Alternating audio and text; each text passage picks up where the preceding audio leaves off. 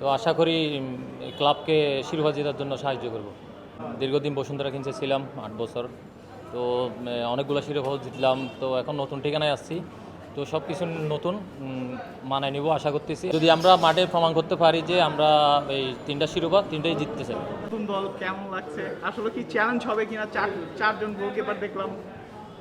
হ্যাঁ, প্রত্যেকটা দলে তো 4জন গোলকিপার থাকে। হ্যাঁ, তো আমার জন্য এটা নতুন একটা চ্যালেঞ্জ, নতুন টিম। তো দীর্ঘদিন বসুন্ধরা কিংসে ছিলাম ৮ বছর।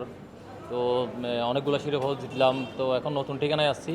তো সব কিছু নতুন মানায় নিব আশা করতেছি। আর যেহেতু ঐতিহ্যবাহী এই ক্লাবে অনেক কিংবদন্তি আছে, তো আশা করি এই ক্লাবকে শিরোপা জেতার জন্য সাহায্য করব।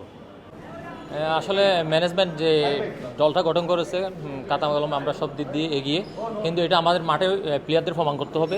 যদি আমরা মাঠে প্রমাণ করতে পারি যে আমরা এই 3টা শিরোপা 3টাই জিততে চাই। আলটিমেট গোলটা তো থাকে ন্যাশনাল টিমে আসলে জায়গাটা করে না। আপনি অনেকদিন ধরে আমরা জানি যে লাস্ট স্যান মারিনো টিমে ছিলেন, বাট খেলেনি। বাট এবার আসলে আপনার লক্ষ্যটা কী থাকবে? লক্ষ্য তো সবসময় জাতীয় দলের জার্সিতে খেলতে চাই। সবসময় রেডি থাকি, যখনই সুযোগ আসবে নিজের সেরাটা দিব এবং দেশকে জেতার জন্য সাহায্য করব।